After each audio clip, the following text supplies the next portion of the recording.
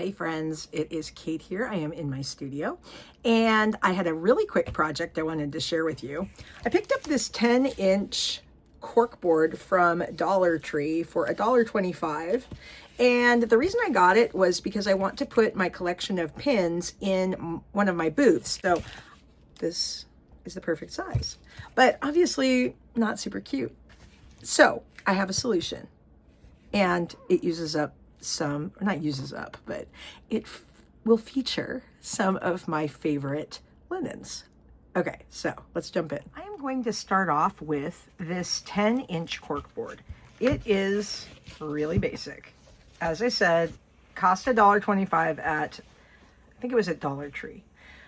And it's fine, but not really something I want to put in my booth as it is. So I was going to cover it with some kind of fabric, which would be fine. You know, I've got lots of fun fabrics and covering it would be cool. So I could definitely change this out. And then I thought, wait a second, what about one of my crocheted hankies? I tried a couple different ones and I found this one, which appears to be pretty much exactly a 10-inch square. And I think that that's actually a standard size for a lot of vintage hankies.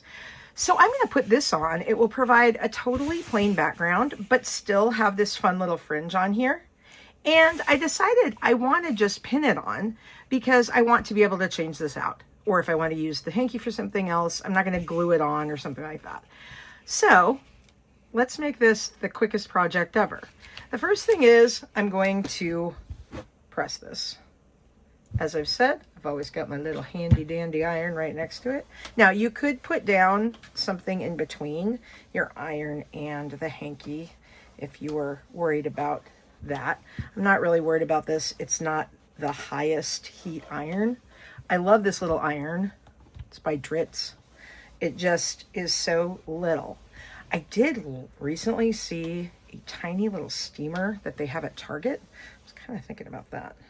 Okay, I'm just going to yank on these corners a little bit, try and get it to stretch out. The thing is with old linen, often the fabric itself will stretch a little, but the crochet is going to stay a little bit more true to the size.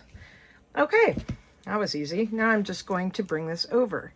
Now, in order to get this to stay on, what I decided to do was just use some of my sewing pins. Isn't this cute? I got it at an estate sale. And it has different little colors of pins. I think that's so fun. So I thought, well, let's use white. Okay, so I'm just going to start by pinning right along the edge where the crochet is. I'm just gonna jam that thing in there. Okay, you're like, Kate, we can handle this project on our own. I know. This is why this is like the easiest project ever. But we're just going to stretch this so that it covers all around. I think this is going to be so cute. You know, and it's like, I love my little hankies, and you know, you could put one that had some embroidery on it. That would be fun. But I'm just going with a really plain one that has this pretty edge. And obviously not worried about the back because that's going to be hanging against the wall. You could do the corners first, but I kind of feel like if I lay it out as I go, it's going to work. So are you doing any super quick projects today? I have had a crazy day.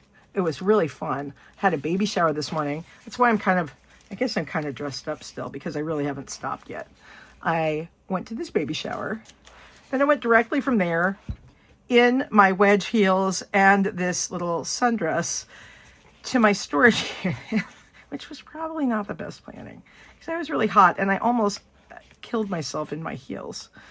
Not a good idea. But anyway, I just ran over there because my car was absolutely full of stuff from the shopping trip I had this week. So I don't know, guys. I mean, this is my sewing channel, but we're all about the vintage antique hauls. But there's no way I can do an antique haul video of what I got because it would be absolutely overwhelming. Maybe I will show you some of the linens I got though. But anyway, I went to Atlanta, which has some absolutely phenomenal thrift stores and antique malls. And I went shopping for what is becoming quickly a total business of antiquing. Okay, how quick was that? These are just pinned in the sides. This is totally going to stay. Because this is a cork board, I feel like I can press this right on there. Yep. I already had this hook to hang things on. And I'm just going to reach around. Let's see. Anywhere. I think this one is poking through the back. I would stop and make sure it's not poking through the back anywhere. Let's see. I think it's this pin. Just go into the center, because that way you won't accidentally hurt yourself. Okay. Let's see. All right. So that is our insanely quick project that also features one of our vintage linens. How cute is that? Okay, I'm going to put some pins on it and I'll be right back. And here we are. This beautiful little collection, and they will stand up, I think, when I hang it up. I'll double check them. But I thought I would put them kind of in little groups. I've got some dogs down here. I have some cats. I have this lovely elephant. I have some things that are just kind of one-offs, like this bike and a basket of flowers with some other flowers. I've got these birds and birds with flowers. I love my insects.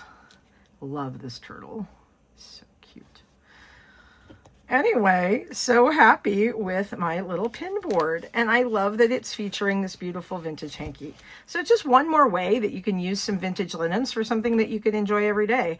And just so you know, when if I make a pinhole, look, I just scratched it with my finger, the fabric will go back together. So, you have to be a little bit, I don't know, careful is not even the right word. You want to maybe not jam giant things into it, but with just a pin from a pin or a brooch or something like that, it'll be fine. So I hope that this was kind of a fun little quick tip, and I look forward to seeing you again soon. Love to hear all about how you are repurposing vintage linens. So if you haven't yet, follow me over on Instagram. It's Kate Stitching there as well. And I'd love to see what it is that you're doing. All right, have a creative day, and I'll see you soon. Bye-bye.